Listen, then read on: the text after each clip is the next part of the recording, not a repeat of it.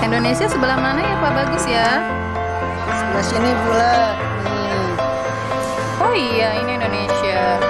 Kalau negara-negara ASEAN? Kayaknya dekat Indonesia deh, Bu.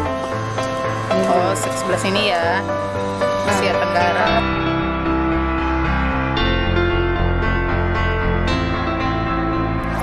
Anak-anak, kita mau mengingatkan. Jangan lupa ya lihat pelajaran IPS di hari Selasa pukul 1 sampai 2. Oke? Hanya di channel YouTube SMP YPI Pulau Gadung. Jangan lupa ya, subscribe.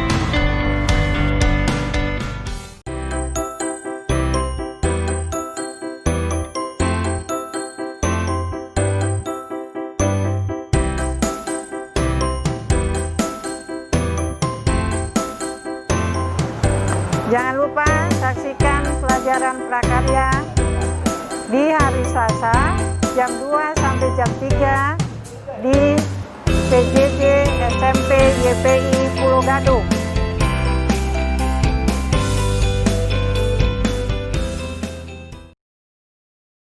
Wah, lapangan YPI sekarang udah bagus. Habis dicat, warnanya bagus, catnya baru, suasananya menyenangkan loh. Ada Pak Yuri Pak, kalau luas lapangan ini kan sekarang ada lapangan basket, ada futsalnya, ada badmintonnya juga ada, aduh, voli juga ada. Luas lapangannya berapa ya?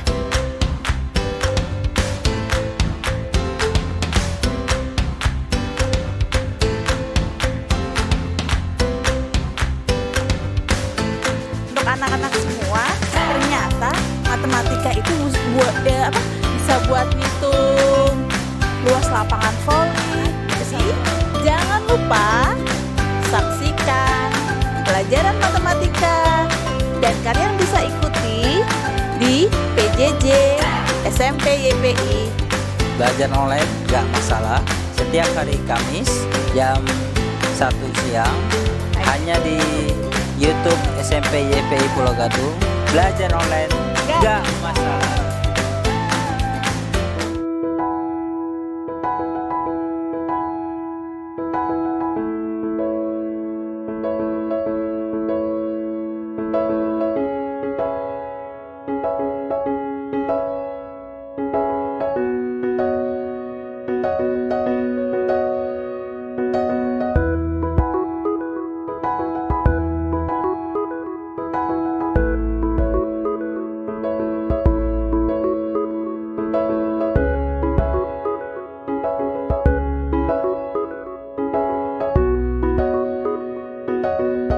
Assalamualaikum warahmatullahi wabarakatuh. Peserta didik YPI yang budiman, ikutilah pembelajaran pendidikan agama Islam dan budi pekerti di channel YouTube YPI setiap hari Kamis pukul 14 sampai dengan selesai. YPI di hati, berprestasi dan berakhlakul kalimah. Subhanallah walhamdulillah wala ilaha illallah wallahu akbar. Assalamualaikum warahmatullahi wabarakatuh. Indonesia sebelah mana ya Pak Bagus ya? Sebelah sini pula. Nih. Oh iya, ini Indonesia. Kalau negara-negara ASEAN? Kayaknya dekat Indonesia deh, Bu. Ini, Bu. Oh, sebelah sini ya. Asia Tenggara.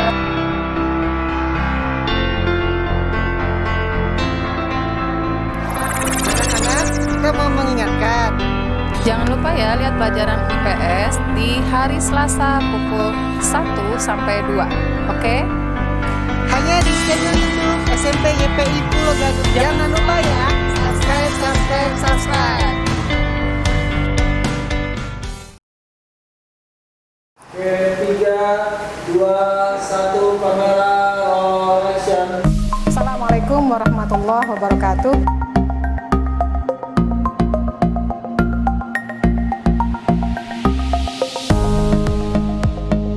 Yuk, sebelum kita mulai pembelajaran, mari kita berdoa terlebih dahulu.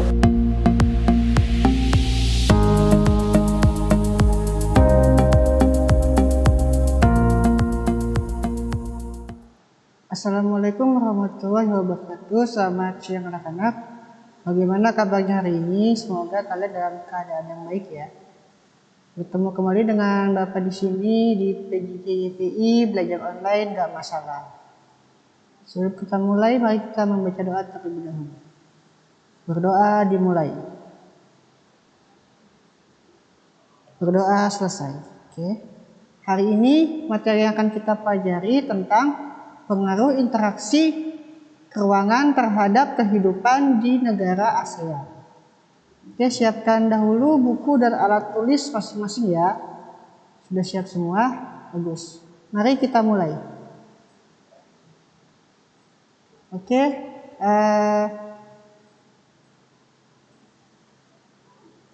Hari ini kita akan mempelajari tentang pengaruh interaksi keruangan terhadap kehidupan di negara-negara ASEAN.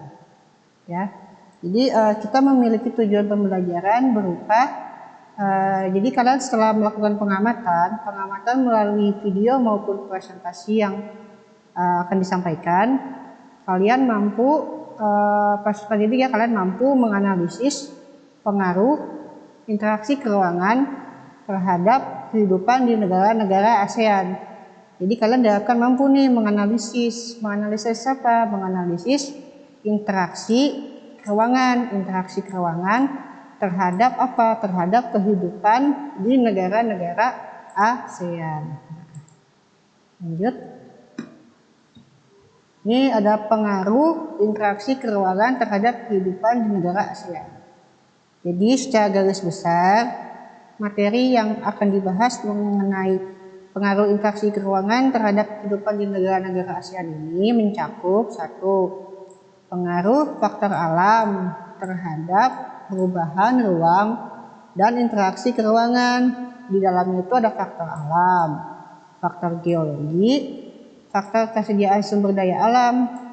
Nah, yang kedua, pengaruh perkembangan teknologi terhadap perubahan ruang. Itu ada 2, yaitu teknologi transportasi serta teknologi komunikasi. Nah, yang ketiga, kita akan mempelajari pengaruh interaksi keruangan terhadap kehidupan ekonomi. Yang keempat adalah pengaruh konversi lahan terhadap perubahan ruang dan interaksi antar ruang. Di mana ini ada 2, yaitu pengaruh konversi lahan pertanian menjadi pemukiman serta pengaruh konversi lahan pertanian menjadi kawasan industri. Oke, karena materinya sangat banyak, nanti akan dipecah menjadi 2 bagian. Di mana nanti bagian yang kedua akan disampaikan minggu depan. Oke, kita mulai ya. Nah, nih pengaruh faktor alam terhadap perubahan ruang dan interaksi keruangan. Nah, kondisi alam dan kondisi sosial negara-negara ASEAN itu bersifat relatif homogen. Homogen itu berarti sama.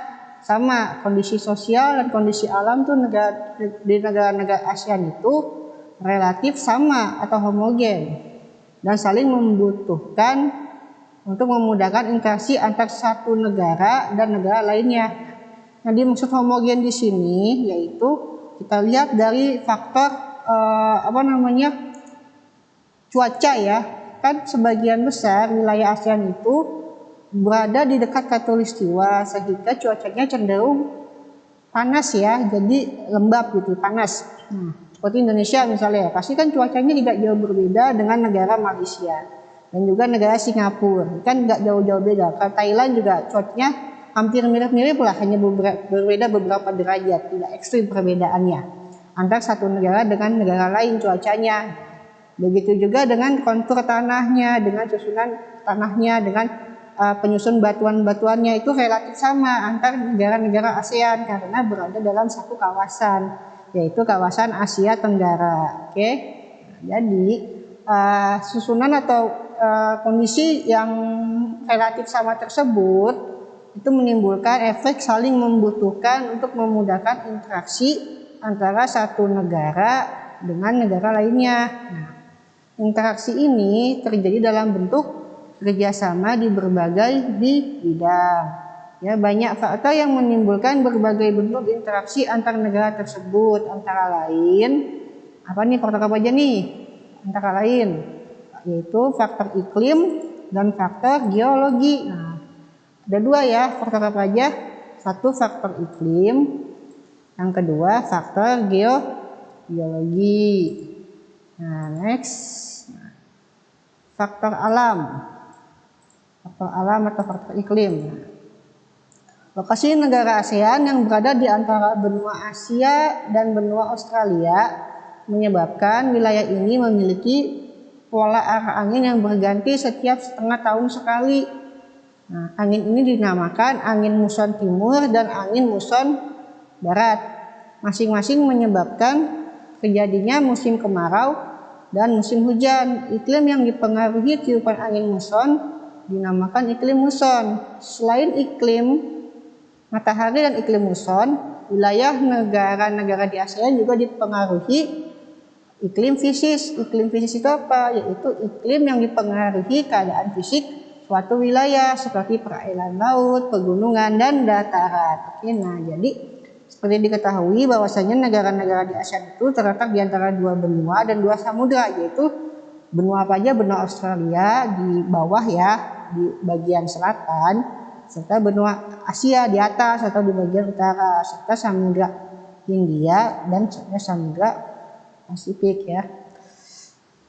Nah, arah angin jika bertiup dari Australia itu mengakibatkan musim kemarau secara umum di wilayah ASEAN. Karena apa? Karena angin yang bertiup dari Australia itu membawa uap air yang sedikit atau kering kandungan airnya, karena melewati hanya yang di bawah tuh samudra Hindia. Ya kan? Nah, kalau bertiupnya dari atas itu membawa cukup uap air sehingga menimbulkan bulan basah atau musim hujan. Nah, kalau biasanya kita alami musim hujan itu dimulai Agustus, September ya, September, Oktober, November, Desember itu biasanya. Januari, Februari sudah mulai pancaroba. Januari, Februari, Maret, April, Mei, Juni, Juli itu musim panas itu biasanya. Tetapi karena ada perubahan-perubahan iklim atau iklim change ya, perubahan iklim, climatic change, itu musim penghujan dan musim kemarau menjadi ada pergeseran-pergeseran tertentu. Jadi tidak murni 6 bulan sekali musim hujan, 6 bulan sekali musim panas, tapi terkadang bisa terjadi musim panasnya berkepanjangan atau musim hujannya berkepanjangan. Selain karena diakibatkan angin muson tadi, ternyata iklim yang ada di ASEAN itu dipengaruhi juga oleh datarannya atau fisis ya, iklim fisis ini, yaitu iklim fisis itu dipengaruhi fisik suatu wilayah dari negara tersebut. Misalnya contohnya wilayah yang dekat pantai itu rata-rata panas ya, walaupun memang sudah memasuki musim penghujan, tetapi dikarenakan wilayahnya berada di dekat pantai sehingga untuk penguapan air itu untuk membentuk awan musim hujan menjadi terhambat, sehingga rata-rata wilayah yang berada di daerah pantai itu jarang turun hujan. Nah, sehingga kalau kita lihat di pantai wilayah pantai pesisir banyak ditemukan orang-orang atau petani-petani tambak garam yang membutuhkan sumber cahaya matahari yang melimpah untuk menghasilkan atau menjemur garamnya tersebut. Nah, hal tersebut menjadi suatu keuntungan tersendiri ya dengan adanya iklim fisis tersebut. Misal lagi contoh, kalau di pegunungan misalnya di Lembang di Bandung, nah itu kan biasanya sangat dingin cuacanya. Ya maksudnya daripada yang di dataran rendah, itu cuaca di dataran tinggi lebih dingin, lebih sejuk daripada dataran rendah. Itu kenapa? Karena dipengaruhi oleh faktor muka buminya atau disebut iklim fisis. Nah, next kita lanjut. Jadi negara-negara ASEAN itu juga terkadang mengalami perubahan iklim tidak terprediksi seperti yang tadi saya sebutkan. Itu dikarenakan ada perubahan iklim atau pengaruh global warming ya. Sebagai akibatnya adanya perubahan pola penggunaan lahan dan perilaku yang menimbulkan pemanasan global nih. Pemanasan global ini disebut dengan global warming atau pemanasan global kan global, pemanasan warming. Jadi pemanasan global atau global warming. Nah, perubahan iklim ini memicu terjadinya bencana alam klimatik atau bencana alam iklim ya. Atau bencana alam yang disebabkan kerusakan faktor-faktor iklim. Nah, itu. Berdasarkan kondisi iklim matahari, krisis ataupun muson, hampir seluruh negara ASEAN memiliki kesamaan kondisi iklim yang sama. Ini membuat negara-negara di ASEAN ini bahu-membahu untuk saling membantu. Next, kita lanjut. Nah, tadi kan ada dua ya, yaitu faktor alam. Ini yang kita bahas ini yaitu faktor alam di sini. Yang kedua adalah faktor geologi. Nah, ini faktor geologi. Berdasarkan faktor geologi atau faktor-faktor yang berkaitan dengan kondisi geologis seperti kondisi tanah dan batuan penyusunannya di bumi, negara-negara ASEAN itu berada di daerah tumbukan antar lempeng. Nah, tahu kan lempeng itu apa? Oh, tidak tahu. Lempeng itu adalah tanah atau bagian kerak bumi yang saling bergerak, menumbuk satu dengan yang lain. Kalau kita lihat di sini, ini ada gambarnya nih. Nah, ini secara garis besar ya, ada tumbukan. Jadi ASEAN itu ternyata kalau misalnya dalam ilmu kebumian atau ilmu geografisnya, dalam tanah ASEAN itu terdiri atau terjebak ASEAN itu ada di antara tumbukan lempeng. Klate itu artinya lempeng Pasifik, atau ada lempeng Eurasian itu lempeng Eropa Asia, yang di sini itu ada lempeng Sunda di sini, kemudian ada di bawah kita terdesak oleh Indian Australian Plate atau lempeng India Australia. Nah, dari setiap lempeng ini itu bergerak sekitar nih, kalau di sini tuh di misalnya Pacific Plate atau lempeng Pasifik ini bergerak 12 cm per tahun. Wah, bisa dibayangkan ya, pergerakannya itu hanya sedikit tetapi mengakibatkan sesuatu atau bisa mengakibatkan bencana gempa bumi ya kan.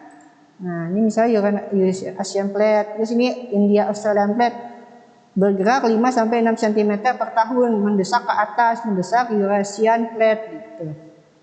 Nah, jadi ASEAN itu ternyata berada di antara tumbukan antar lempeng.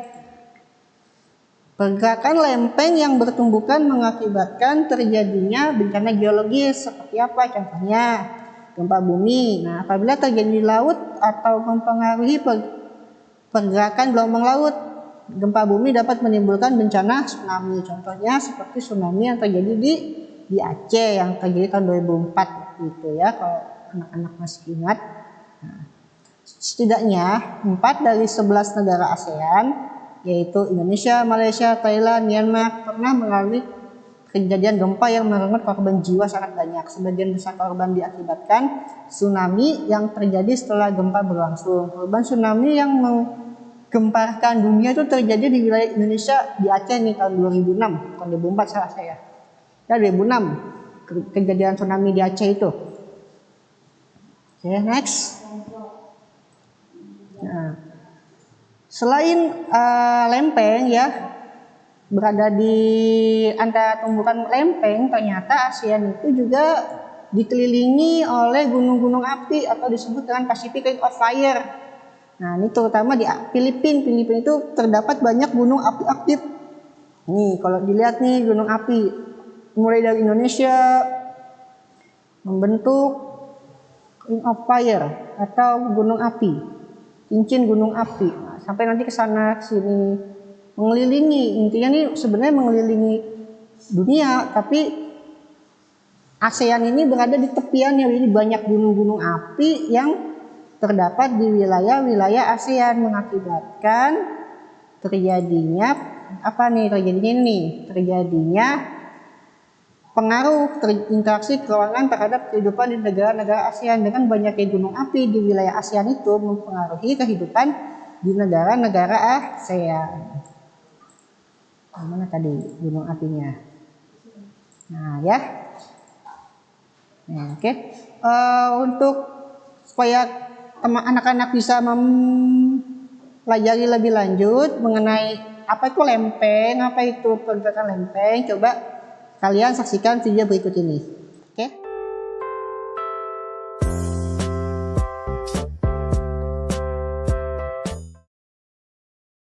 Assalamualaikum warahmatullahi wabarakatuh. Apakah kalian masih bingung tentang letak geologis Indonesia? Indonesia merupakan salah satu negara kepulauan terbesar di dunia. Posisi Indonesia secara geografis dibagi oleh beberapa letak. Salah satunya adalah letak geologis. Letak geologis merupakan letak suatu wilayah berdasarkan struktur dan komposisi batuan yang membentuk bumi. Indonesia terletak di antara 3 lempeng utama, yaitu lempeng Eurasia, lempeng India-Australia, dan lempeng Pasifik. Indonesia terletak di antara 3 lempeng utama di dunia, yaitu lempeng Australia, lempeng Eurasia, dan lempeng Pasifik. Kondisi ini menyebabkan kenapa Indonesia sering terjadi gempa bumi. Gempa bumi bisa terjadi akibat tumbukan antar lempeng, karena Indonesia terletak di antara 3 lempeng utama dunia, sehingga memungkinkan terjadinya gempa bumi. Gempa yang terjadi di Indonesia bervariasi. Ada yang kecil dan ada juga yang besar dibandingkan dengan gempa yang terjadi di negara-negara lain. Sebagian besar wilayah Indonesia sangat rawan terjadinya gempa bumi. Indonesia terletak pada 2 rangkaian pegunungan besar dunia, yaitu Sirkum Pasifik dan Sirkum Mediterania. Indonesia terletak pada pusat pertemuan 2 pegunungan muda, yaitu Pegunungan Sirkum Mediterania dan Pegunungan Sirkum Pasifik. Wilayah Indonesia yang dilalui Pegunungan Sirkum Mediterania adalah Indonesia bagian barat. Pegunungan Mediterania merupakan rangkaian dari pegunungan Himalaya dengan sifat basah. Sementara wilayah Indonesia yang dilalui Pegunungan Sirkum Pasifik adalah Indonesia Tengah dan Timur. Pegunungan Sirkum Pasifik cenderung bersifat asam. Sirkum Pasifik adalah rangkaian pegunungan yang dimulai dari Pegunungan Los Andes di Amerika Selatan, pegunungan di Amerika Tengah, Rocky Mountain di Amerika Utara, Kepulauan Aleuten, Jepang, Filipina, dan masuk ke Indonesia melalui 3 jalur, yaitu Kalimantan, Sulawesi, dan Halmahera. Kemudian berlanjut ke Kepala Burung Papua dan membentuk tulang punggung pegunungan di Papua, Australia, dan berakhir di Selandia Baru. Kalian bisa lihat di gambar ini adalah gambar jalur Sirkum Pasifik. Sirkum Mediterania adalah rangkaian pegunungan sambungan dari jalur pegunungan di sekitar Laut Tengah, yaitu Afrika Utara, Spanyol, Alpen, Alpenina, Semenanjung Balkan, membujur ke pegunungan Himalaya, Myanmar, Malaysia, kemudian menyebar ke Indonesia. Indonesia terletak di antara 3 dangkalan besar, yaitu Dangkalan Sunda, Dangkalan Sahul, dan Dangkalan Peralihan. Kalian bisa perhatikan di gambar ini, semua yang berwarna hijau ini adalah Dangkalan Sunda, yang berwarna orange ini di wilayah Sulawesi adalah Dangkalan Peralihan, dan yang berwarna ungu adalah Dangkalan Sahul. Wilayah Indonesia juga terletak di antara 3 dangkalan besar, yaitu Dangkalan Sunda, Dangkalan Sahul, dan daerah Laut Pertengahan Australia Asiatis atau Peralihan. Dangkalan ini sendiri adalah wilayah laut dangkal yang menghubungkan wilayah daratan yang sangat besar, bisa negara, kawasan, ataupun benua. Letak dangkalan Sunda ada di daerah Indonesia bagian barat dan berhubungan langsung dengan benua Asia. Dangkalan Sunda mencakup wilayah semenanjung Malaysia, Sumatera, Jawa, Madura, dan Bali. Letak dangkalan Sunda ada di Indonesia bagian timur dan berhubungan langsung dengan benua Australia. Wilayah yang mencakupi dangkalan Sahul sangat luas yang membentang dari bagian utara Papua hingga bagian utara benua Australia. Oke, sekian pembahasannya. Semoga bermanfaat. Assalamualaikum warahmatullahi wabarakatuh.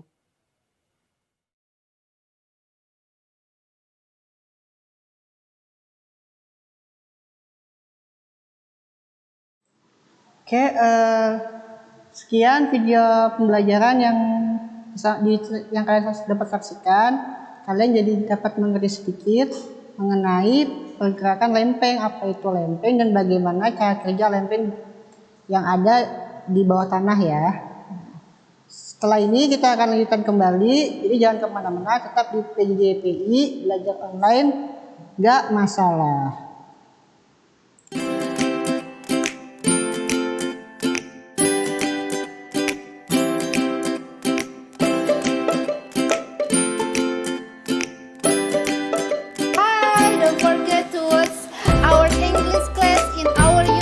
SMP YPI Pulau Gadung at every Sunday at 1 until 2 p.m. Stay watch on in our YouTube, okay? Saksikan kelas bahasa Inggris di YouTube channel SMP YPI setiap hari Senin jam 1 sampai jam 2 siang di kelas bahasa Inggris, oke? Bye, don't forget ya. Don't forget.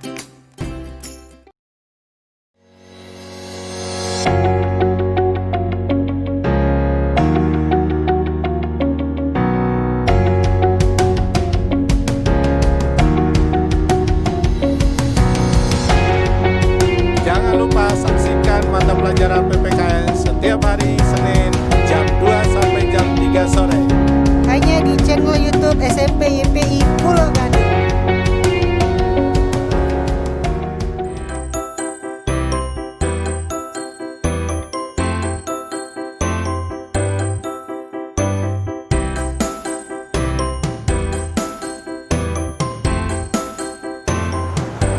Jangan lupa saksikan pelajaran prakarya di hari Selasa jam 2 sampai jam 3 di PJJ SMP YPI Pulau Gadung.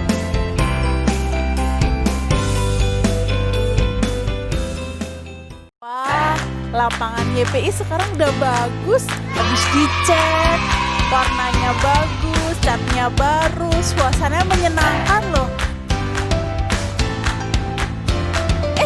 Ada Pak Yuri Pak, kalau luas lapangan ini kan sekarang ada lapangan basket, ada futsalnya, ada badmintonnya juga ada, aduh, voli juga ada. Luas lapangannya berapa ya?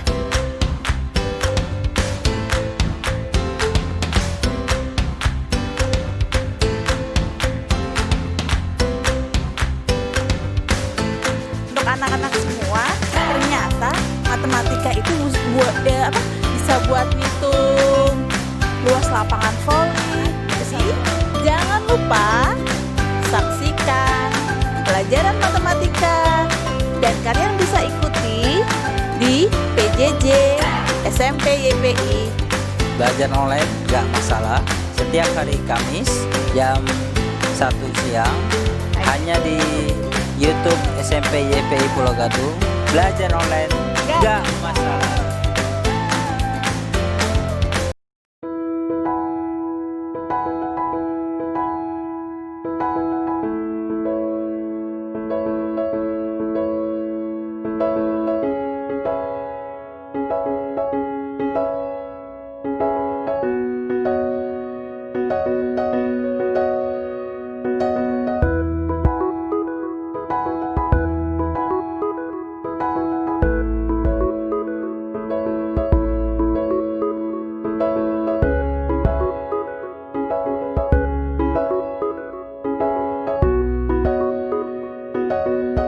Assalamualaikum warahmatullahi wabarakatuh. Peserta didik YPI yang budiman, ikutilah pembelajaran pendidikan agama Islam dan budi pekerti di channel YouTube YPI setiap hari Kamis pukul 14 sampai dengan selesai. YPI di hati, berprestasi dan berakhlakul kalimah. Subhanallah walhamdulillah wala ilaha illallah wallahu akbar. Assalamualaikum warahmatullahi wabarakatuh.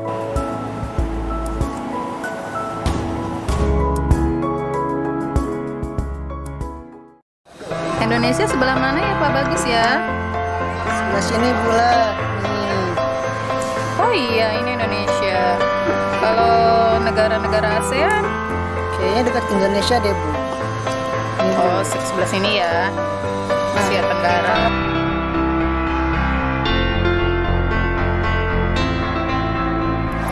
Anak-anak, kita mau mengingatkan. Jangan lupa ya lihat pelajaran IPS di hari Selasa pukul 1 sampai 2. Oke?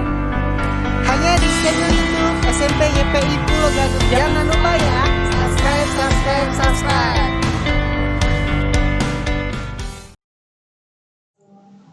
Oke, kembali lagi bersama Bapak di sini di PJJ YPI belajar online nggak masalah. Yuk kita lanjutkan kembali ya. Jadi akan Bapak ulang kembali. Jadi kita mempunyai atau kita akan belajar pembelajaran kali ini itu mengenai pengaruh interaksi keruangan terhadap kehidupan di negara-negara ASEAN ya. Nah, pokok bahasan kita ini ada pengaruh faktor alam, ada pengaruh perkembangan teknologi, serta pengaruh interaksi keruangan terhadap kehidupan ekonomi, kemudian pengaruh konstruksi lahan terhadap perubahan ruang interaksi, serta turun-turunannya ya. Jadi ada namanya pengaruh faktor alam, di mana faktor alam ini adalah faktor yang diakibatkan oleh alam ya. Nah, kondisi sosial negara-negara ASEAN, baik itu sosial dalam artian kondisi sosial sosiologisnya serta faktor alamnya itu relatif homogen. Jadi perlu diingat bahwa kondisi negara-negara ASEAN, faktor-faktor alamnya itu relatif homogen dan saling membutuhkan serta memudahkan interaksi antar satu negara dan negara lainnya ya. Nah, kemudian lokasi negara-negara ASEAN yang berada di antara benua Asia dan Australia itu menyebabkan wilayah ASEAN itu memiliki pola angin namanya angin muson barat dan angin muson timur. Nah, kalau angin muson barat itu artinya angin muson yang bertiup dari arah barat. Sedangkan angin muson timur adalah angin muson yang berasal atau bertiup dari arah timur. Nah, kalau barat itu berarti di mana? Di bawah ya, daerah-daerah Australia. Nah, kalau namanya angin muson barat itu nanti mengakibatkan musim kering atau kemarau. Kenapa musim kering atau kemarau? Karena angin muson barat itu melewati samudra antara samudra Indonesia atau samudra Hindia ya. Samudra Hindia itu mengakibatkan membawa uap air yang sedikit sehingga mengakibatkan uap air tersebut tidak cukup untuk mengakibatkan hujan sehingga wilayah-wilayah ASEAN khususnya Indonesia jikalau anginnya bertiup angin muson barat, angin muson timur itu memasuki fase musim kemarau. Nah, hal berbeda terjadi jika angin musonnya itu lagi bertiup dari arah timur. Nah, dari arah timur, dari arah barat ya, dari arah barat itu berarti dari atas.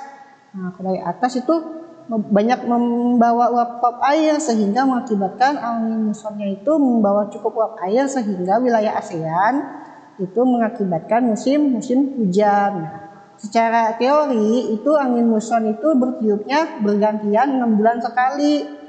Nah, tetapi karena ada perubahan iklim atau climate change ya atau global warming, siklus yang sudah terbentuk 6 bulan sekali, terjadinya musim panas 6 bulan, kemudian musim hujan 6 bulan, itu menjadi sedikit terganggu akibat adanya kondisi global warming sehingga seharusnya misalnya musim panas nih, tahun-tahun kemarin kita merasakan musim panas yang agak sedikit panjang, sedangkan musim ini kan seharusnya sekarang ini masih masa-masanya musim terang, tetapi sudah mulai hujan gitu ya.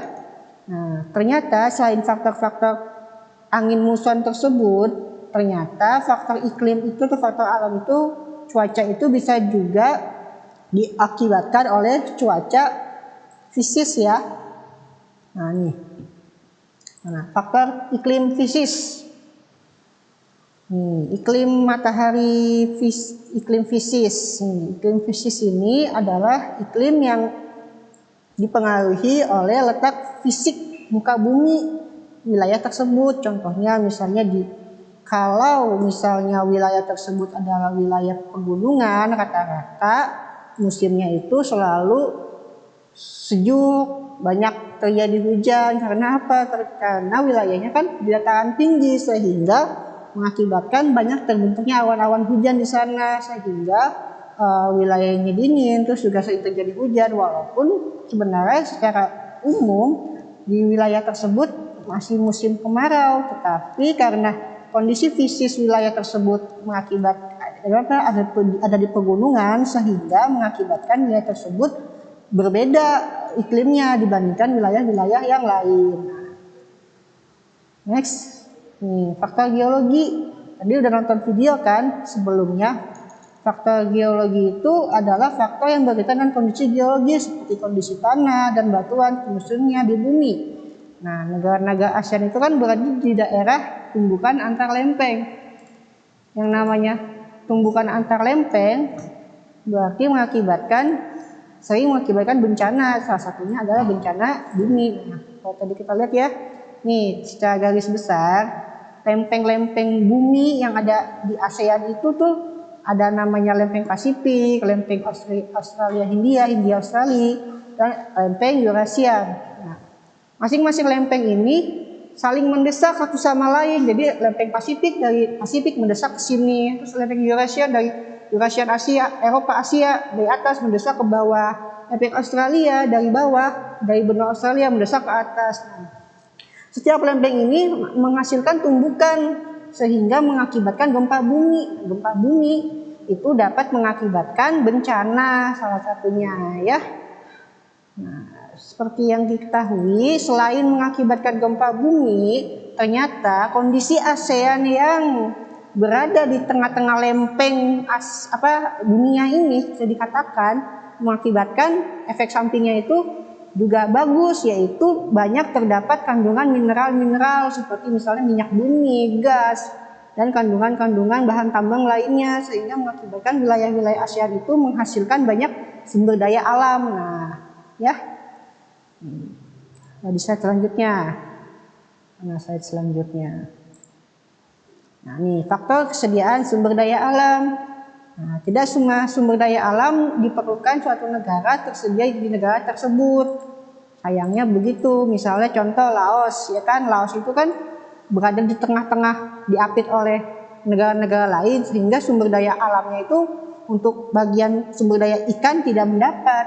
Sehingga oleh karena itu memerlukan bantuan atau kerjasama untuk memenuhi kebutuhannya. Negara-negara ASEAN itu melakukan pertukaran sumber daya alam dengan negara lain dalam bentuk kegiatan jual beli. Nah, kegiatan jual beli dan pertukaran sumber daya ini merupakan bentuk interaksi antar negara-negara ASEAN dengan bertujuan meningkatkan kesejahteraan masyarakat. Bisa dilihat nih dari lempengan ini yang mengakibatkan gempa bumi, ternyata mengakibatkan juga negara-negara ASEAN ini kaya akan sumber daya alam. Tetapi tidak semua sumber daya alam itu merata di ASEAN. Contohnya misalnya Indonesia kan relatif banyak ya sumber daya alamnya. Coba ditengoklah negara samping, tetangga kita misalnya Singapura. Singapura itu dengan wilayah negara yang lebih besar Jakarta daripada Singapura satu negara ya. Itu kan hanya mengandalkan jasa, industri jasa Singapura, sehingga tidak ada atau sedikit sumber daya alam yang dimiliki Singapura, walaupun Singapura berada di wilayah ASEAN, tetapi tidak memiliki kilang minyak, tidak memiliki pertambangan batu bara, tidak memiliki pertambangan emas di Singapura ya, walaupun ada juga mungkin terbatas, sehingga memerlukan yang namanya ini kerjasama untuk saling memenuhi kebutuhan masing-masing negara ASEAN. ya. Selain itu perlu diingat juga ASEAN juga dikelilingi oleh gunung berapi, Ring of Fire nih.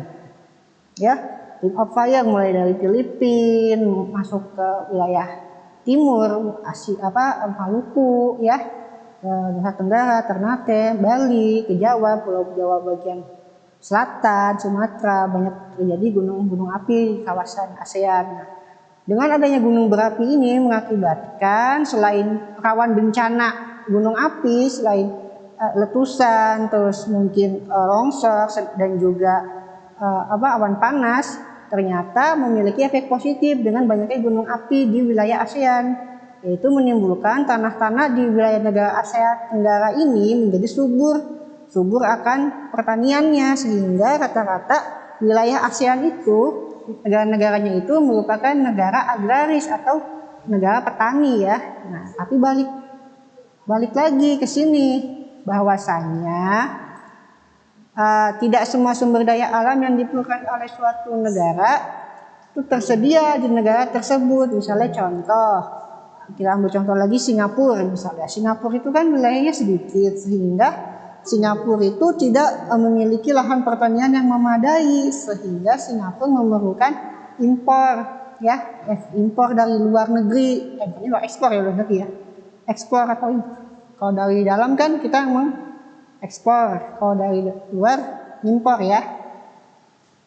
Nah, Singapura memerlukan bahan-bahan baku pertanian dari luar negeri, contohnya dari Malaysia untuk memasok ketela atau mungkin minyak sawit, terus memasok gula. Karena apa? Karena Singapura tidak dapat memenuhi kebutuhan pangannya mencukupi ya untuk wilayahnya sendiri karena keterbatasan wilayahnya tersebut. Maka di sini disebut tidak semua sumber daya yang diperlukan suatu negara tersedia di negara tersebut. Oleh karena itu, untuk memenuhi kebutuhannya, negara-negara anggota ASEAN itu harus melakukan pertukaran sumber daya alam yang dimilikinya dalam kegiatan jual beli. Nah, kegiatan jual beli dan pertukaran sumber daya ini merupakan bentuk interaksi antar negara di kawasan ASEAN dengan tujuannya atau bertujuan meningkatkan kesejahteraan masyarakat. Oke, mana teman anak-anak sudah mengerti belum? Kalau misalnya belum mengerti bisa ditanyakan di kolom komentar. Nanti insya Allah Bu Ula atau saya akan memantau dan menjawabnya pertanyaan anak-anak ya. Nah, tadi kan sudah dijelaskan ini ada pengaruh faktor alam terhadap perubahan interaksi keuangan ya. Nah, ini bahasan kita sampai sini. Nah, minggu depan akan dibahas kelanjutannya, yaitu pengaruh perkembangan teknologi terhadap perubahan ruang, mencakup dua ini, itu teknologi transportasi, terus teknologi komunikasi, terus pengaruh interaksi keuangan terhadap kehidupan ekonomi. Kemudian pengaruh konversi lahan terhadap perubahan ruang dan interaksi antar ruang, mencakup pengaruh konversi lahan pertanian menjadi permukiman, serta pengaruh konversi lahan pertanian menjadi fasilitas industri. Nah, ini sisanya yang 3 ini akan dibahas dalam pertemuan selanjutnya. Jadi anak-anak bisa setelah selesai pertemuan ini baca-baca mengenai ini subjek ini nih akan kita bahas minggu depan ya. Oke. Lanjut, sekarang untuk tugas. Tugasnya adalah coba kalian buat peta persebaran sumber daya alam di ASEAN. Ya, ingat ya, kalian buat peta, nanti kalian gambar petanya, kemudian ditandai persebaran sumber daya alam di ASEAN itu apa saja. Misalnya, tanda ini wilayah Indonesia, di wilayah Indonesia ternyata persebaran sumber daya alamnya ada emas misalnya di Papua, terus ada gas banyak terkandung di dalamnya di daerah Jawa, terus di mana lagi gitu, terus Malaysia pertaniannya yang maju sumber daya alam kan. Nah, itu digambarkan, dibentuk atau digambarkan dalam bentuk peta ya. Oke. Sampai sini ada pertanyaan? Jikalau ada bisa tulis di komentar, nanti akan dipantau dan dijawab di komentar. pertanyaan yang kira-kira anak-anak tidak mengerti dari bahasan kita kali ini. Oh iya, tugasnya jangan lupa dikerjakan ya. Begitupun dengan tugas-tugas sebelumnya. Harap bagi anak-anak yang belum mengerjakan tugas-tugas sebelumnya bisa segera dikumpulkan. Jangan sampai minggu kemarin saya nggak nonton nih atau ketinggalan. Nggak mau ngumpulin yang sekarang aja enggak. Pokoknya setiap tugas kalau kelewat juga harus segera dikumpulkan, dikerjakan ya. Nah, kemudian absen, jangan lupa absen. Yang nggak absen wajib absen. Jangan lupa, jangan udah nonton videonya tapi nggak absen. Nah, itu nanti nggak dianggap hadir kalau misalnya nggak absen. Jadi absen dulu. Setelah absen baru buka videonya. Setelah buka videonya ditonton, setelah ditonton ada tugasnya dikerjakan dengan baik dan benar. Jangan main-main. Walaupun belajarnya kita online, PJJ, belajar online, tapi kita harus belajar yang benar karena belajar online nggak masalah ya. Oke, mana ada pertanyaan? Kalau tidak ada pertanyaan, sekian bahasan kita atau dari Bapak untuk kali ini. Semoga pembelajaran kali ini anak-anak bisa mengerti apa yang disampaikan. Nah, Bapak berharap anak-anak tetap menjaga kesehatan dan terus semangat dalam belajar. Supaya apa sih? Supaya kita dapat kembali belajar di sekolah dan bertemu teman-teman serta Bapak Ibu guru. Ya, kita bertemu kembali minggu depan di PJPI belajar online. Nggak masalah. Assalamualaikum warahmatullahi wabarakatuh. Oke, 3, 2, 1, kamera roll action. Assalamualaikum warahmatullahi wabarakatuh.